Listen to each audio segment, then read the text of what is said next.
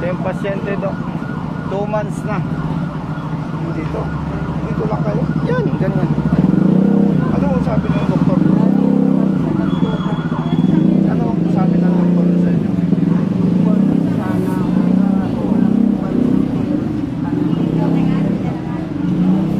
Ayaw guarantee letter. Ate, taga saan ka? Tacloban, Leyte. Ay ganito, no? Gusto ko lang alam ni Doc, no? Yung 45,000 para sa akin bilang congressman, eh maliit lang yon. Ang problema lang, yung pondo ko para sa medical assistant, pinutol. Wala akong pondo. Kaya itong problemang ito, ilalapit ko sa mga kaibigan ko. Sir, may other sources of funding naman po kami. Yun, salamat. Ayusin na lang para hindi na kayo Salamat. kami na po bahala. Kasi ang kinakatakot ko dito, Dok, baka masobrahan yung infection at putulin. Eh, kawawa naman. Paano natin ngayon para ma-evaluate natin na mabuti? Kung kailangan i-admit na, ay hindi po. Hindi, kaya binanggit ko nga kay Doc na dapat mabigyan agad ng atensyon kasi kung mapabayaan yan, ay masakit, di ba? Masakit naman kung puputulin. Eh, bata pa. Oh. Dok, ito, oh, taga Sibuyan, Romblon. Yan mo, may batang maliit.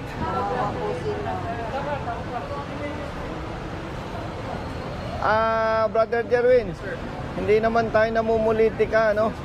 Pag naupo tayo sa Senado, ipa-priority ko ito. Kawawa, Dok, oh. Namin talaga. No? Taga Romblon. May batang maliit. Sino po yung pasyente? Ito, yung may pasyente nasa loob na. Ang masakit lang na parang hindi natin makita. May pera ang gobyerno pero hindi kita sinisisi. Wala kasi si Doc kasi wala naman sa posisyon para sumbatan ko.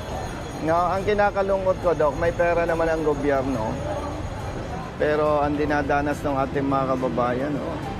Kumbaga pag titingnan mo ang kabuuan pera ng gobyerno, barya lang itong problemang to. Nababanggit ko lang sa iyo, no? At nakikita ko naman yung mata mo, no? Parang halos maiyak ka na, eh. Nakikita, actually meron na kaming proposal. Kasi may lugar kami dyan. Pinapa-renovate. Gusto namin pa-renovate para din parang temporary shelter ng mga pasyente.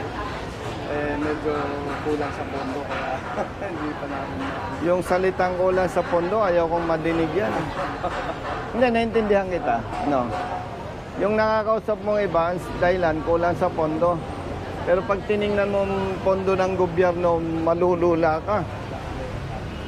Bilyones. Hindi na napupunta sa dapat mapunta. Yes, problema corruption. Pasensya, ako kasi diretso akong magsalita, eh. At yun nga, no, yung kapatid, yung kulang, si Doc nang tutulong. Pero kung hindi pinutol ang pondo ko para sa medical assistance, hindi na ako pupunta dito. Papadala ko na lang sa'yo. Eh wala, pinutol yung pondo ko, eh. Kaya mabuti, may mabuting loob. Di wala na akong problema sa inyo. Si Doc nang bahala. Dr. San Pedro po. Dr. San Pedro. O ganito, ha. Ipanatag mo na ang kalooban mo, pati ikaw, ha. Si Doc San Pedro na yung kausap natin. At ang hinihiling natin, habang pinaimbestigahan niya yung sitwasyon ninyo, yung kalagayan ninyo, nire-request natin na as soon as possible, pinakamabilis na panahon, mailipat na kayo doon. Pero dapat 14, eh wala kaming pambayan. Ngayon, schedule ulit. napausad ng napausad. Sige lang. Pwede naman kayo pasok kahit hindi kayo maoperahan agad hanggang mahanap yung schedule. At ang maganda, Kasi wala na kayo dito. Nasa hospital na kayo. at ang maganda, kung nasa loob kayo, baka may kailangang medication, makakabuti. No. Hindi, wag mo na, kalimutan mo na yung kausap mong doktor. Ha? Ako na po. Kalimutan mo na yon. Ang kausap mo si Doc San Pedro na. Kasi pag laging sasabihin mo ayaw ni doktor, magagalit ako sa'yo kasi nandito na si Doc San Pedro eh. Lahat ng kausap mo, kalimutan mo na. Ang kausap mo na si Doc San Pedro. Ayos. Wala ka nang babanggiting ayaw ni Doc, nabago. Wala nang ganon. Malinaw sa'yo. Malinaw sa'yo, ha? Ha? Pasalamat sa Diyos. Ha? At pasalamat kay Doc San Pedro. Yung sa inyo, hindi natin pwedeng ipabalik at lahat kay Doc. Ang mahalaga, yung pasyente ninyo nasa loob. Yung kalagayan ninyo, walang kakayahan si Doc na ayusin yung kalagayan ninyo. May limitasyon din siya. Kaya nga sabi ko kay Brother Jerwin, kung loobin ng Diyos, suporta ng taong bayan, maluklok ka sa Senado, ipapriority natin to. Ha? Tis-tis lang. Ha? Yung bata, oh, nakakaawa. Pa-picture kami. O sige, sama natin si Doc. Pero kayo, San Miguel, Leyte. O, lilinawin ko, ha. Yung mga nakaraan, kung sino mang kausap mo, kalimutan mo na. Tapos na yon. Basta ang kausap mo, si Doc San Pedro.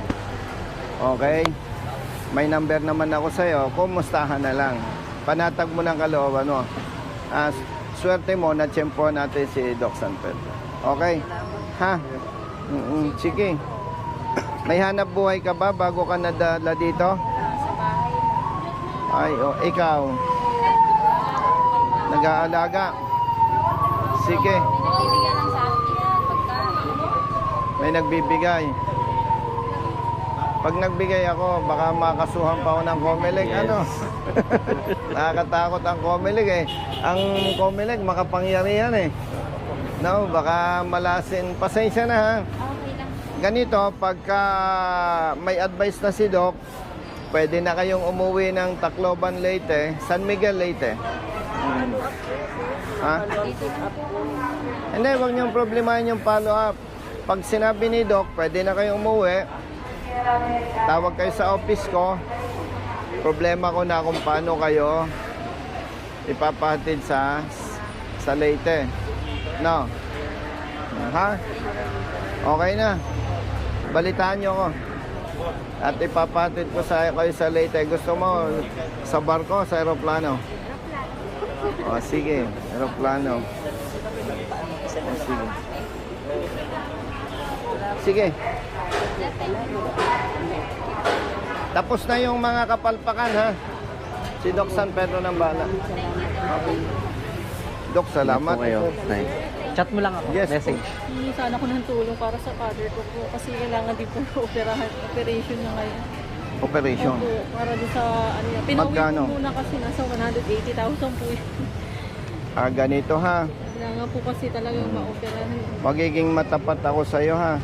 Pinutol sa Kongreso ang aking pondo. Ibibigay ko sa yung number ko. Hihingi tayo ng tulong sa iba. No, wala akong pondo eh. Pinutol ang pondo ko. No? Sige sir. Hindi ko na ikukwento sa iyo kung bakit pinutol ang pondo ko. Secret mo na ngayon to. Secret. O, akin na yung telepono mo. Sige po. Ito sir, kunin ko na lang. Ayun, kay Boss. Sige. Yung akin na. I-number niyo na. Nasaan ang father mo? Nasa bahay po ngayon. Kasi Taga saan ka? Taga Taguig pa po. Tagi. Tagig. Opo.